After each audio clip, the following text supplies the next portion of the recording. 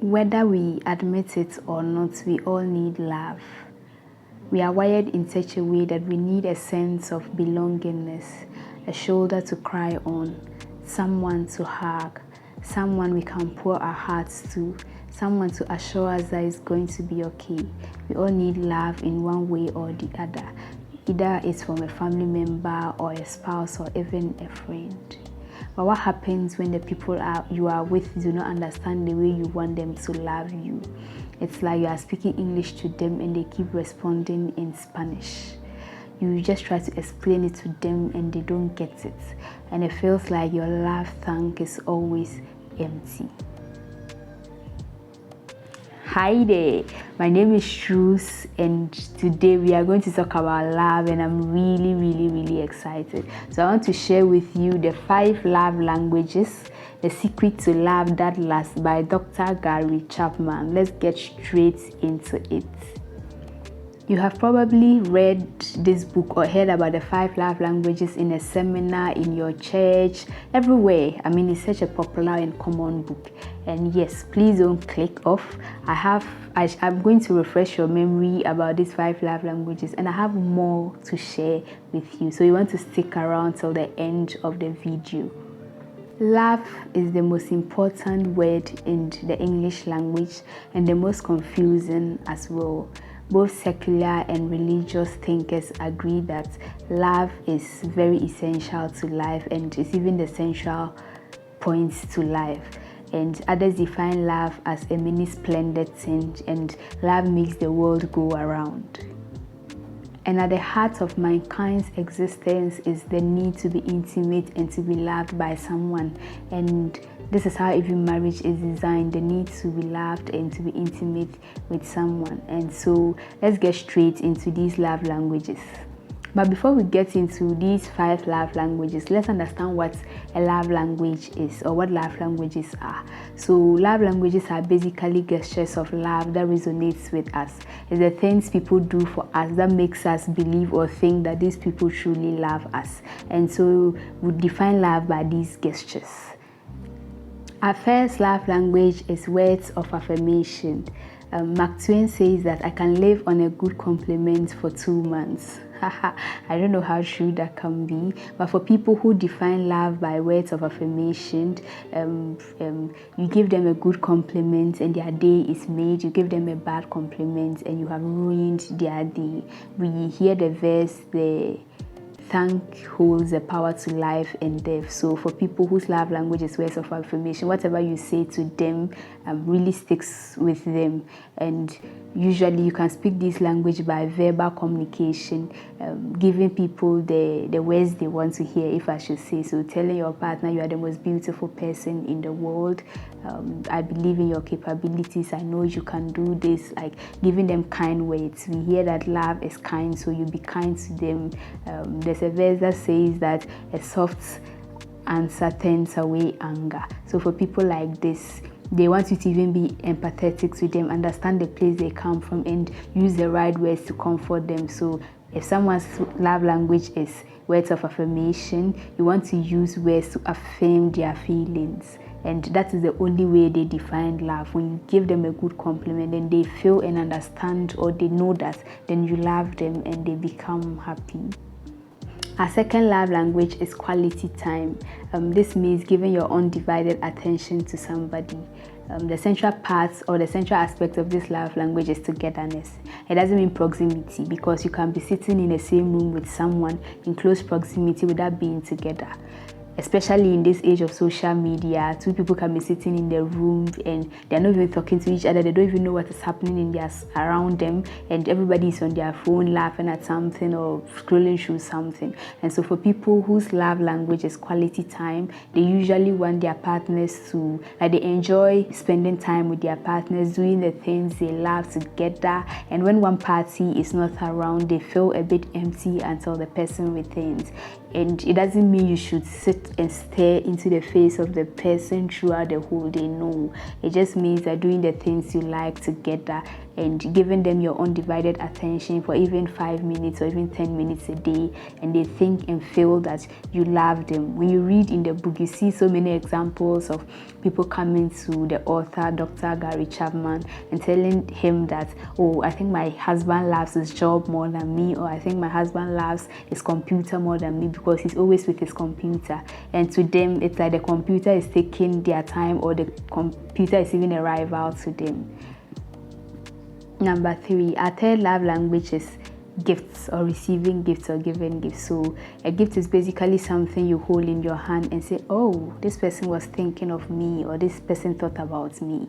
For people whose love languages are gifts, it doesn't really matter whether the gifts was bought with money or not, or the value of the gifts, but mostly it's the thoughts that counts, knowing that this person was thinking about me and they bought it, because you cannot just get a gift for someone without first thinking about them.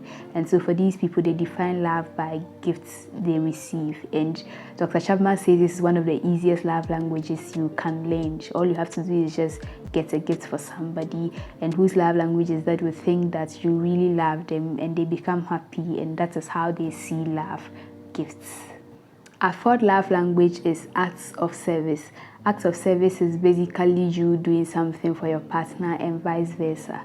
It ranges from the big things to the small things, and maybe preparing their favorite meal for them, charging their phone for them, doing an errand for them, completing a project for them. It's just offering your helping hand to this person. And for someone who defines love as acts of service, they feel loved by you just being around and helping them do their task or complete their task.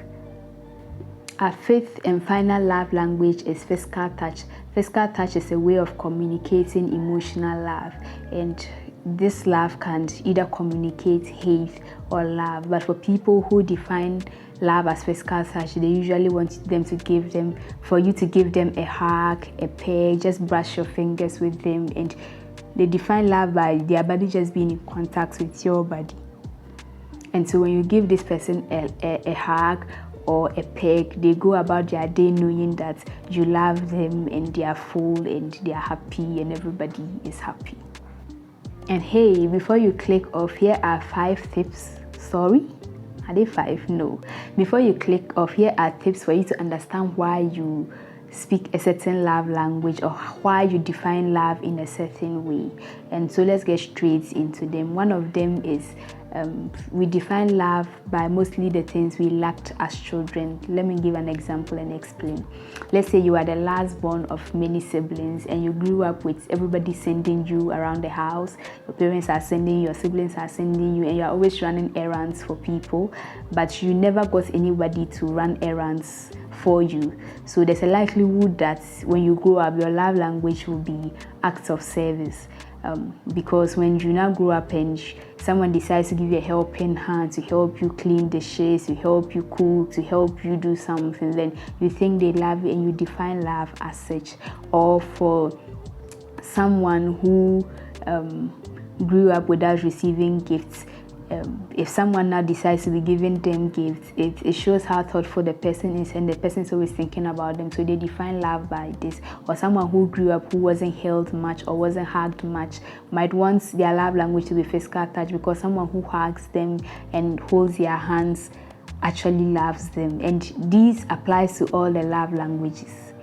Another way people understand and give love or accept love is what you were loved with, or how you were loved as a child. And so, for example, if I grew up in a community that speaks English, I'm basically, or at the end of the day, I'm going to be speaking English. If I grew up in a Chinese community, I'm going to speak Chinese. And we usually are a product of the environment we become, or we come from, actually.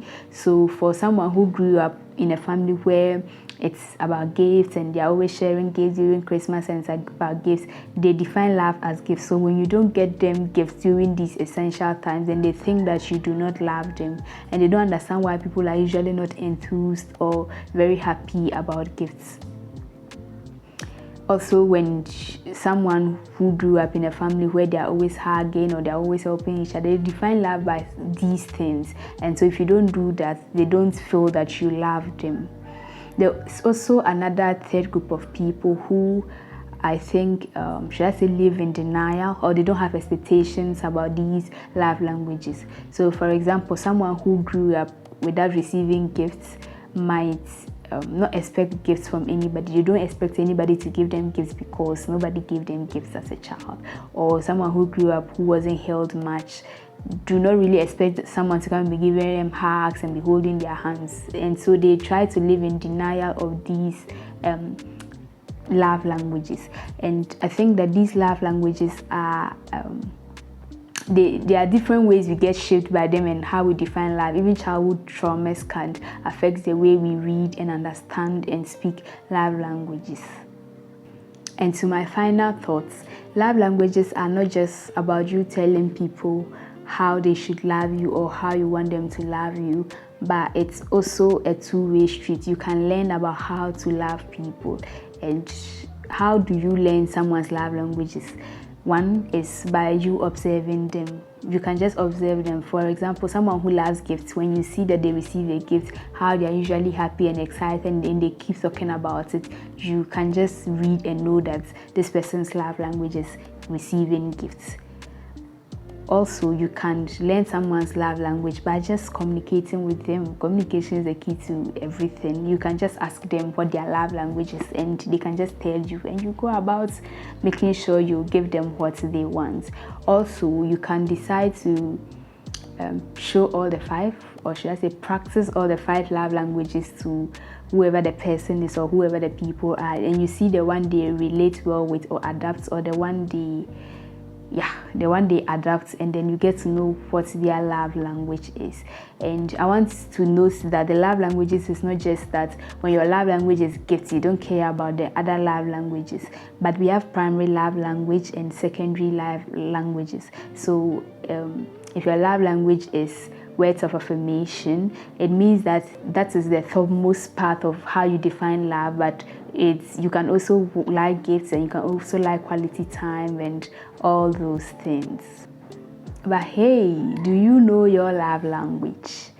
First, you have to know your love language before you can even go about trying to find out what other people's love languages are. And there are 2 ways you can know your love language. One is to grab a copy of this book, The 5 Love Languages, The Secret to Love That Lasts, and read it for yourself. Get detailed understanding of these love languages, and from there you can get your love language. Or 2, I'm going to link a link below to a website where you can go and do the love language test. It's completely free, and even before you read a book, you can just go and do the love language test. Let's get to know your love language, and even from reading it, you can also get to know other people's love languages if you know them well. Okay, thank you so much for sticking around. Kindly subscribe to the channel if you haven't already. Like, and I just want to ask a question. Do you really think that is all to it about love? That all it is about life is just these 5 languages? Leave a comment down below and let's have a discussion. And do you also think that if you are able to speak someone's love language, then the love will surely last? Leave a comment down below and let's have a discussion as well. Subscribe to the channel, share the video to your friends. You know, everybody love love, okay? So share the video to your friends and let them learn as well. You can buy a copy of this book to a friend as well. So I'm going to leave a link on how you can get a copy and a link to the love language test. I'm going to link my other videos as well for you to go listen and watch and learn things as well. Stay safe, and until my next video, bye bye.